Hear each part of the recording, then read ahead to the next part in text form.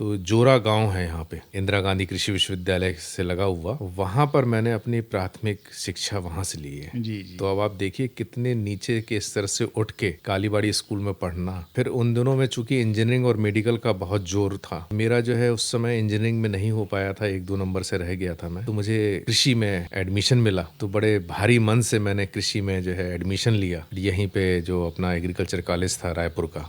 उन दिनों में ये जो रायपुर का एग्रीकल्चर कॉलेज था, ये जवाहरलाल नेहरू कृषि विश्वविद्यालय जो जबलपुर में था उसका कैंपस हुआ करता था। तो मैंने अपनी ग्रेजुएशन की पढ़ाई यहाँ पर करी और मैंने यहाँ पे गोल्ड मेडल प्राप्त किया। और मैं आपको बताऊं कि जब उन दिनों में मैंने गोल्ड मेडल प्राप्त किया और टॉप किया, तो मैं यहाँ पे किसी का नाम नहीं लूंगा, मुझे किसी बड़े व्यक्ति ने, उनका एग्रीकल्चर के क्षेत्र में बड़ा नाम है, और जब उन्होंने ये कहा कि यहाँ टॉप करना ही बड़ी चीज नहीं है, देश में एक भारतीय कृषि अनुसंधान संस्थान है IRI, जिसे पूसा संस्थान के नाम से जाना जाता है, वहां पर एडमिशन लेके बताओ, तब हम तुम्हारी उपलब्धि को मानेंगे। आप विश्वास नहीं करेंगे कि मेरा यहाँ पे MSc में एडमिशन हो गया था और मैंने उसी दिन जो है संकल्प लिया और दृढ़ निश्चय के साथ मैंने उस संस्थान में एडमिशन के लिए तैयारी की और मेरा वहां पर नंबर 2 पोजीशन पे उस संस्थान में अपने स्नातकोत्तर के लिए PG प्रोग्राम के लिए एडमिशन हुआ। और मैं पहला विद्यार्थी था इस छत्तीसगढ़ राज्य का जो पूसा संस्थान में जिसने एडमिशन लिया था।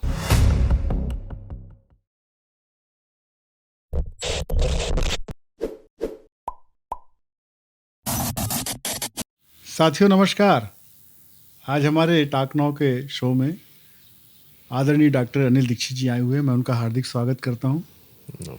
डॉक्टर अनिल दीक्षित छत्तीसगढ़ के लाल हैं और आपने कृषि के क्षेत्र में शोध कार्य करते हुए अलग अलग क्षेत्रों में, अलग अलग संस्थाओं में प्रदेश के और राष्ट्र के सेवाएं देते रहे और छत्तीसगढ़ में विगत 10 सालों से हैं।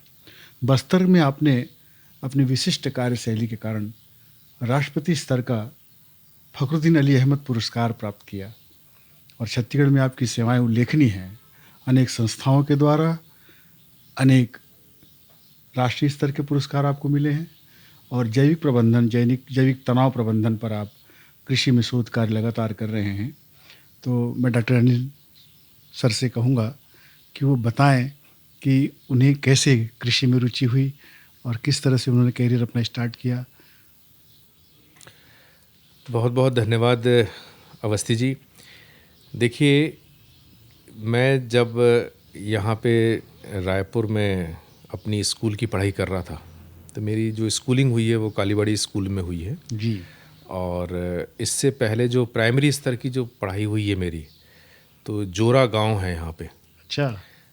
इंदिरा गांधी कृषि विश्वविद्यालय से लगा हुआ, वहाँ पर मैंने अपनी प्राथमिक शिक्षा वहाँ से ली है। जी जी। तो अब आप देखिए कितने नीचे के स्तर से उठ के कालीबाड़ी स्कूल में पढ़ना। फिर उन दिनों में चूंकि इंजीनियरिंग और मेडिकल का बहुत जोर था, तो मेरा जो है उस समय इंजीनियरिंग में नहीं हो पाया था, 1-2 नंबर से रह गया था मैं, तो मुझे कृषि में एडमिशन मिला। तो बड़े भारी मन से मैंने कृषि में जो है एडमिशन लिया, यहीं पे जो अपना एग्रीकल्चर कॉलेज था रायपुर का। उन दिनों में ये जो रायपुर का एग्रीकल्चर कॉलेज था, ये जवाहरलाल नेहरू कृषि विश्वविद्यालय जो जबलपुर में था उसका कैंपस हुआ करता था। तो मैंने अपनी ग्रेजुएशन की पढ़ाई यहाँ पर करी और मैंने यहाँ पे गोल्ड मेडल प्राप्त किया। वाह। और मैं आपको बताऊं कि जब उन दिनों में मैंने गोल्ड मेडल प्राप्त किया और टॉप किया,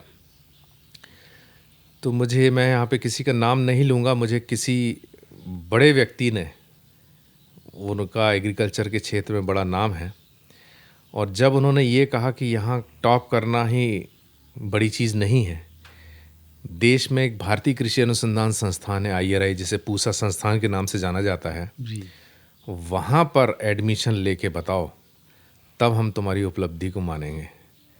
आप विश्वास नहीं करेंगे कि मेरा यहाँ पे MSc में एडमिशन हो गया था और मैंने उसी दिन जो है संकल्प लिया और दृढ़ निश्चय के साथ मैंने उस संस्थान में एडमिशन के लिए तैयारी की और मेरा वहाँ पर नंबर 2 पोजीशन पे उस संस्थान में अपने स्नातकोत्तर के लिए PG प्रोग्राम के लिए एडमिशन हुआ और मैं पहला विद्यार्थी था इस छत्तीसगढ़ राज्य का जो पूसा संस्थान में जिसने एडमिशन लिया था। तो मेरी MSc और PhD पूसा संस्थान से है और उसी के बाद जो आप देख रहे हैं जो आपने अभी बातें बताई कि जितने भी मैंने आयाम स्थापित किए कृषि के क्षेत्र में, वो निश्चित रूप से जो मेरे गुरुजन रहे हों, चाहे वो प्राथमिक शिक्षा से रहे हों, चाहे स्कूल में रहे हों, यहाँ रायपुर कृषि में महाविद्यालय से जुड़े रहे हों, और दिल्ली पहुंचने के पश्चात जो पर्सनालिटी डेवलपमेंट हुआ है, निश्चित रूप से हर संस्थान का एक अलग रोल होता है किसी की प्रतिभा को निखारने में। तो मैं इसलिए हर संस्थान का ऋणी हूँ जिसने आज मुझे इस मुकाम पे पहुंचाया, और आज निश्चित रूप से भारतीय कृषि अनुसंधान परिषद में एक निदेशक के स्तर पर मैं कार्य कर रहा हूँ, तो एक बड़ी बात है।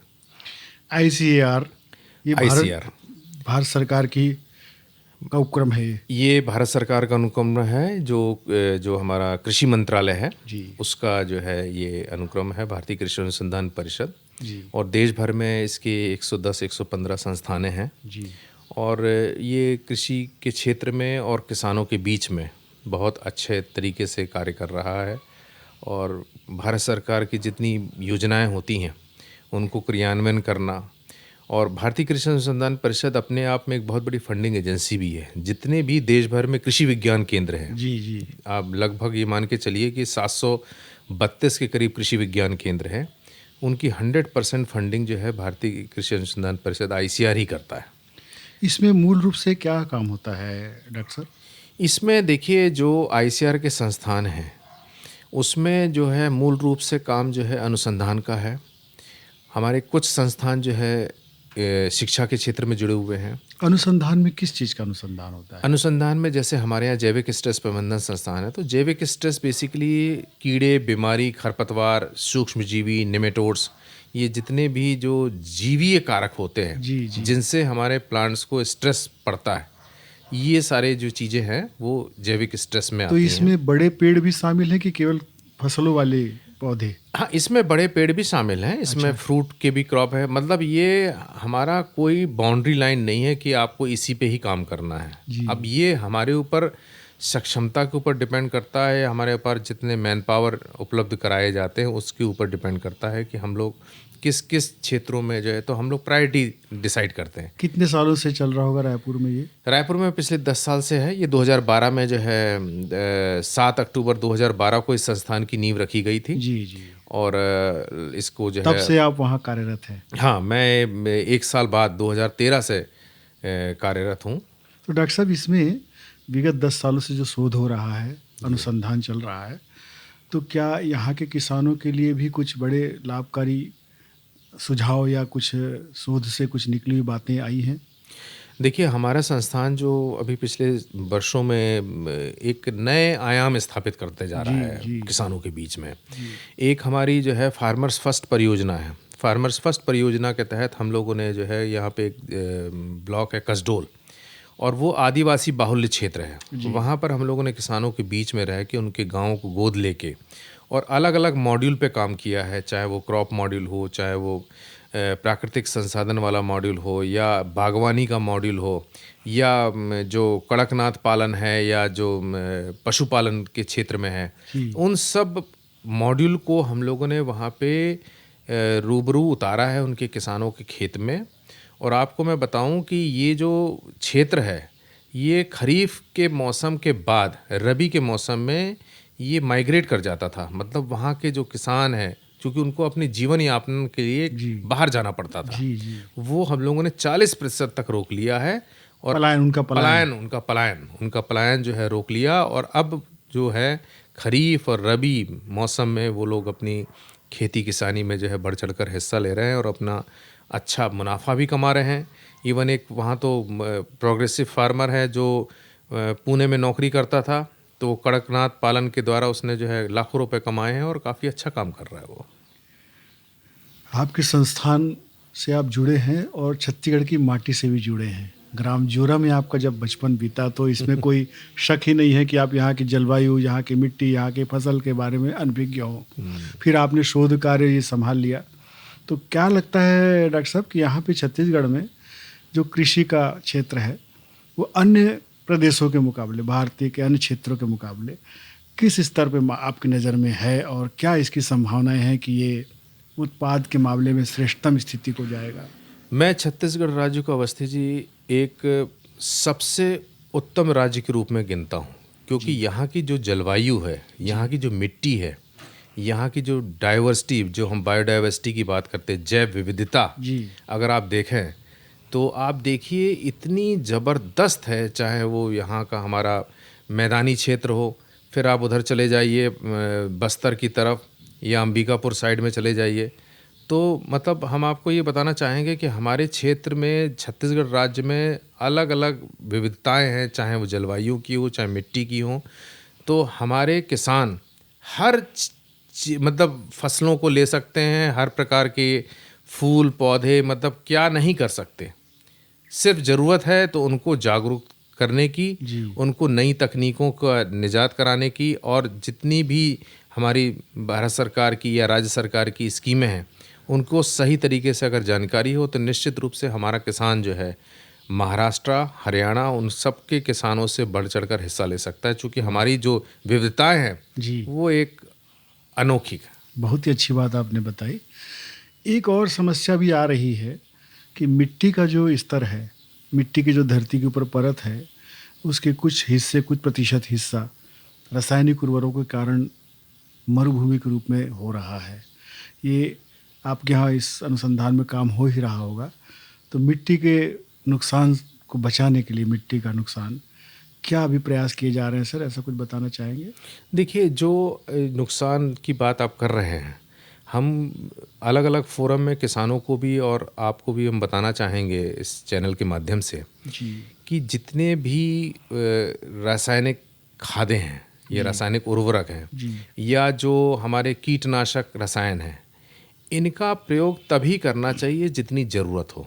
अंधाधुन अगर आप प्रयोग करेंगे तो निश्चित रूप से, आप यहाँ की धरा की बात कर रहे हैं, आपने देखा होगा कि पंजाब में भी जो है एक कैंसर ट्रेन की बात करते हैं लोग, तो निश्चित रूप से चूँकि वहाँ का वाटर टेबल जो है पॉल्यूट हो गया, तो उसी तरीके से यहाँ भी अगर अंधाधुन हम रासायनिक उर्वरकों का, रासायनिक कीटनाशक रसायनों का प्रयोग करेंगे तो निश्चित रूप से मिट्टी भी हमारी जो है ख़राब हो सकती है, और फसलें भी हमारी ख़राब होंगी, और हमारे उत्पाद भी ख़राब होंगे। इसलिए हमें ज़रूरत है थोड़ा सा, जो आजकल नेचुरल फार्मिंग और ऑर्गेनिक फार्मिंग की बात हो रही है, जी निश्चित रूप से बड़े पैमाने पर आज की डेट में एकदम से हम ये कहें कि 100% अगर हम ऑर्गेनिक फार्मिंग पे जाएं तो हमें 140 करोड़ जनता को खाना भी देना है।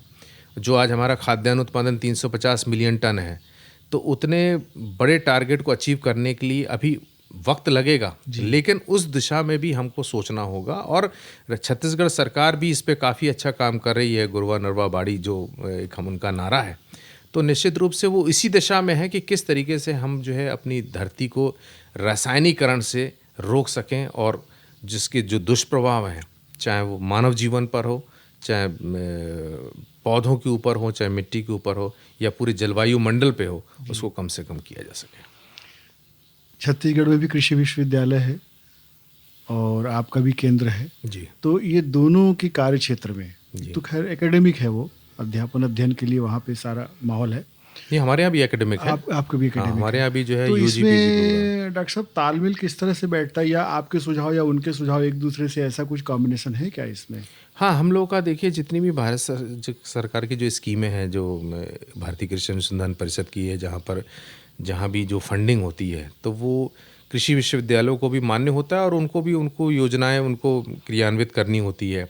हमारी जो उच्च शिक्षा की जितनी योजनाएं हैं, जो नाहेप प्रोजेक्ट चलता है, वो भी योजनाएं उनको चलानी होती है, और उसमें बेसिकली कैपेसिटी बिल्डिंग और जितनी भी जो एजुकेशन से जुड़ी हुई जो हैं, क्वालिटी मैन पावर डेवलप करना, और किस तरीके से जो है हमारे टीचर्स की जो है टीचिंग क्वालिटी को इम्प्रूव करना, और हमें जो स्टूडेंट्स देने हैं देश में, वो हमारा जो है एक क्वालिटी स्तर का हो, ताकि वो दूसरे जो डिसिप्लिन है उनसे कॉम्पीट कर सके। जी तो ये बेसिकली, चूँकि कृषि को, जैसे मैंने अपना बताया जी कि उन दिनों में जब एग्रीकल्चर में एडमिशन लेके आदमी इस मुकाम पे पहुंच सकता है, तो निश्चित रूप से आज की डेट में भी जो है कृषि की बड़ी बड़ी एवेन्यूज़ हैं, बड़ी बड़ी रोजगार के अवसर है। बस बात यह है कि आपको अपने स्किल डेवलपमेंट को इस स्तर पर पहुंचाना है, ताकि आपका कंपटीशन उस विद्यार्थी से हो सके जो देश का अग्रणी है। छात्र जो लंबे समय से यहाँ पढ़ रहे हैं, आपके समय से यहाँ विद्यार्थी कृषक के निकल रहे हैं, तो इसमें ऐसा कुछ उन्नत कारक परिणाम लगा है डॉक्टर साहब कि किसानों ने अपनी ज़मीन की स्थिति को सुधारा हो, या वो युवा जो पढ़ के निकले हैं कृषि से, उन्होंने वहाँ फार्मिंग में अपना काम शुरू किया या केवल जॉब करते रहे, क्या ऐसा लगता है? एक मैंने देखा है कि जो हमारे टाइम पे जो एग्रीकल्चर की पढ़ाई हुआ करती थी, उस समय एक एंटरप्रेन्योरशिप डेवलपमेंट की बात नहीं हुआ करती थी। आजकल मैं जो देख रहा हूँ नए छात्रों में, और जो वाकई में कृषि क्षेत्र से जुड़े हुए हैं। जी। एक होता है कृषि क्षेत्र में पढ़ के नौकरी करना, जी। कि भाई हमें इंजीनियरिंग या और भी जो डिसिप्लिन में उसमें एडमिशन नहीं मिला, एग्रीकल्चर में मिला तो हमें मजबूरी में पढ़ना पड़ा। एक होता है इंटरेस्ट लेके एग्रीकल्चर स्नातक पढ़ना और एंटरप्रेन्योरशिप डेवलप करना और उस पर आगे बढ़ना। जी। मैं यहाँ किसी पर्टिकुलर फर्म का या किसी का नाम नहीं, लेकिन आपको भी पता होगा कि हमारे छत्तीसगढ़ से जुड़े हुए कई ऐसे लोग हैं जो आज सीड इंडस्ट्री, उन्होंने और प्लांटिंग मटेरियल में इतना बड़ा नाम कमा लिया है और जितनी बड़ी उन्होंने अपनी विरासत खड़ी कर ली है। तो निश्चित रूप से स्काई इज़ द लिमिट वाली बात है कि संभावनाएं बहुत है और बेहतर है। और निश्चित रूप से कृषि में तो एक ऐसा एरिया है जिसमें संभावना है, आप कुछ भी कर सकते हैं।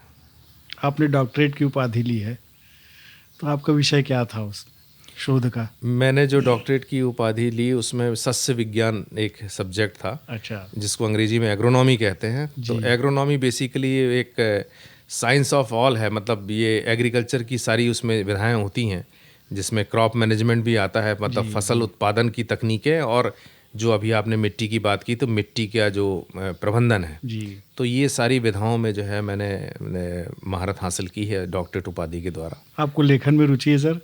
हाँ, लेखन में रुचि ऐसा है कि एक वैज्ञानिक के तौर पे आपको शोध पत्र लिखने होते हैं, और छात्रों के लिए कोई ऐसी किताब आप लिखते हैं, कोई लिखना चाहेंगे? मैंने कुछ अभी किताबें अपने जो सब्जेक्ट से रिलेटेड थी वो मैंने कुछ लिखी हैं किताबें। मैंने कंट्री लेवल पे मैंने वीड एटलस डेवलप किया है, जो खरपतवार हैं कि किन किन जिलों में किन किन फसलों में, इवन छत्तीसगढ़ के लिए भी मैंने अभी जब यहाँ संस्थान पे आया तो मैंने एक अपडेटेड एटलस डेवलप किया जी। और चूँकि मेरा काफ़ी कार्य क्षेत्र बस्तर रीजन में रहा, मैं नोडल ऑफिसर भी था कृषि कल्याण अभियान प्रोग्राम, जो आकांक्षी जिले जो भारत सरकार ने 111 घोषित किए थे जी। तो उसमें मुझे दंतेवाड़ा और सुकमा जिला दिया गया था। और जब मुझे दिया गया था तो घर में बड़ा मायूसी थी कि भाई उस जगह जाके काम करना होगा। और मैं आपको बताऊं कि जितना आनंद मुझे उस जगह पे काम करने में आया है, और वो मेरी ज़िंदगी का सबसे अहम हिस्सा है। हमको जानकारी मिली कि आपको राष्ट्रीय स्तर का जो फ़खरुद्दीन अली अहमद अवार्ड जो ट्राइबल फार्मिंग रिसर्च में दिया जाता है, बहुत बहुत तो बधाई सर। निश्चित रूप से जो है मेरे लिए बहुत बधाई। उल्लेखनीय सफलता रही है। तनाव प्रबंधन पे आपका मुख्य फोकस रहता है आपके संस्थान का, तो पौधों में तनाव तो आता ही है, ऐसा आप कहते हैं।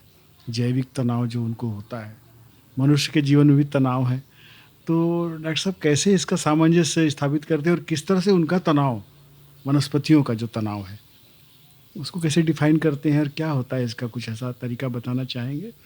देखिए, जो हम तनाव की बात करते हैं, जैविक तनाव हो या अजैविक तनाव हो, दो तरह के तनाव होते हैं जी। और पूरे जितने एग्रीकल्चर सेक्टर में जितने भी जो संस्थाएं जुड़ी हुई हैं वो सब बायोटिक और एबायोटिक स्ट्रेस पे ही काम कर रही हैं जी। चाहे वो पर्टिकुलर कमोडिटी स्पेसिफिक हो, चाहे वो राइस का संस्थान हो, चाहे गेहूं का हो, चाहे जितनी भी फसलें हैं। आईसीआर की सबसे खूबसूरती ये है कि आईसीआर ने अलग अलग फसलों पे अलग अलग संस्थान स्थापित किए हुए हैं। वो डिपेंड करता है कि किस रीजन में क्या है जी। तो कुछ सोच समझ के छत्तीसगढ़ राज्य में भी जैविक स्ट्रेस प्रबंधन संस्थान का संस्थान दिया गया है। और निश्चित रूप से जो जैविक स्ट्रेस की जो कारक हैं तो उस पे भी हम लोग काम कर रहे हैं। और उसमें ये है कि आपको ये जो इनका तनाव है, कीड़े, बीमारी, खरपतवार, इसको आपको किस तरीके से कम करना है, उसके लिए जो हम लोगों ने अलग अलग मॉड्यूल डेवलप कर रहे हैं और जिन पे काम कर रहे हैं कि किस तरीके से। आपको हम बताएं कि अभी हम लोगों ने ग्राम अड़सेना में जी संस्थान के पास ही वो ग्राम है, बायोटिक स्ट्रेस फ्री विलेज हम लोगों ने उसको डिक्लेयर किया हुआ है। और वहाँ पर जितनी भी हमारी जैविक स्ट्रेस की विधाएं हैं जैविक स्ट्रेस प्रबंधन की विधाएं हैं, उन सब का हम लोगों ने वहाँ पे प्रदर्शन दे रखा है अच्छा। कि खरपतवारों का आपको किस तरीके से प्रबंधन करना है, किस तरीके से आपको जो है कीट प्रपंच लगाने हैं, फेरोमोन ट्रैप लगाने हैं, ट्राइकोडर्मा का यूज़ करना है, किस तरीके से आपको जो है बीजोपचार करना है ताकि आपकी जो है फसलों में बीमारियां ना हो, कीड़ों का प्रबंधन शुरू से ही कैसे रखना है। तो इस तरीके से सारी चीज़ों की जो है हम लोगों ने रूपरेखा तैयार करके और वो मॉडल जो है जी, किसानों के बीच में रखा हुआ है। मैं इसका एक दार्शनिक पक्ष आपसे जानना चाह रहा था, मेरी जिज्ञासा थी। इसका दार्शनिक पक्ष ये है कि खरपतवार पौधों के लिए बड़ा तनाव पैदा करता है। मनुष्य के जीवन में भी लगातार तनाव, अनेक खरपतवार उसके दिमाग में आते रहते हैं, आप भी जूझते रहते हैं लगातार। तो आप उस तनाव प्रबंधन को अपने जीवन में किस तरह से व्यवस्थित करते हैं? ये तो बड़ा दार्शनिक प्रश्न हो गया, बट लेकिन ये है कि पौधों के साथ जब आप बात करते हैं, जी। जब उनके साथ काम करते हैं, तो आपको अपने आप ही तनाव कम हो जाता है। ये मैं आपको बताऊं, चूँकि नेचर के जितने करीब आप रहेंगे जी। तो उतना ही आप सुखी रहेंगे, खुश रहेंगे वाह! और चिंता मुक्त रहेंगे। तो आपको सारी एनर्जी वहाँ मिलती है सारी एनर्जी अपनी वहाँ संस्था मिलती से। है, बिल्कुल। और एक विषय और था डॉक्टर साहब कि किसान जो यहाँ पे फसल ले रहे हैं, उसमें ऐसा है कि एक ही फसल ले पाते हैं। सिंचाई की कमी के कारण कहें या वर्षा के बहुत कारण बड़ी समस्या आई समस्या है। है। तो इसके लिए कोई ऐसी अत्याधुनिक रिसर्च में कुछ बातें आ रही कि कम वर्षा में, जैसे ब्राज़ील में बहुत अच्छा या अन्य देशों में, इज़राइल में बहुत अच्छा प्रयोग हो रहा है, तो क्या यहाँ इस तरह के कुछ प्रयास किए जा रहे हैं? बिल्कुल, बिल्कुल प्रयास हो रहे हैं और बहुत सरकारें भी इस पे बहुत ज़्यादा जोर दे रही हैं, राज्य सरकारें और केंद्र सरकारें, क्योंकि जो हमारा एकल फसल पद्धति वाले जो एरिया है जिसमें धान परती वाला, जी। वहाँ पर जो है हम लोगों ने कोशिश की है कि किस तरीके से जो है पल्स क्रॉप को इंट्रोड्यूस किया जाए, दलहनी फसलों को इंट्रोड्यूस किया जाए, ताकि धान के बाद वो जो है कुछ दलहनी फसलें ले सकें, कुछ नहीं तो लेथायरस जो हमारे छत्तीसगढ़ राज्य की मुख्य फसल है दलहनी के रूप में, तो उसको भी प्रमोशन करने की बात है। और अलग अलग और भी जैसे मिलेट्स, अभी आप देख रहे हो कि अंतर्राष्ट्रीय मिलेट्स ईयर है इस बार, जी। 2023। जी। और इसमें मिलेट्स में खूबसूरती ये है, जो कोदो कुटकी वगैरह जो श्री अन्न इसका नाम दिया गया है, जी। इसमें बायोटिक स्ट्रेस भी कम आता है, मतलब जैविक तनाव इसमें कम होता है, कीड़े बीमारी कम आते हैं, पानी भी कम लगता है, उत्पादन का क्या स्तर रहता है? उत्पादन भी अच्छा होता है। और इसकी वैल्यू कितनी है आप देखिए, आजकल मिलेट्स कैफ़े और कितने कितने इसके जो है बन गए हैं, और आप देखिए कि मिलेट्स कैफ़े में डोसा जो है 100 रुपये से कम नहीं मिलता। तो इसकी जो न्यूट्रिटिव वैल्यू है, और जिस तरीके से आजकल बीमारियां घर कर रही हैं लोगों को, जी। तो अब समय आ चुका है कि कार्बोहाइड्रेट का चलन कम हो रहा है और इस तरीके के अनाजों का प्रयोग जो है बहुत ज़्यादा हो रहा है।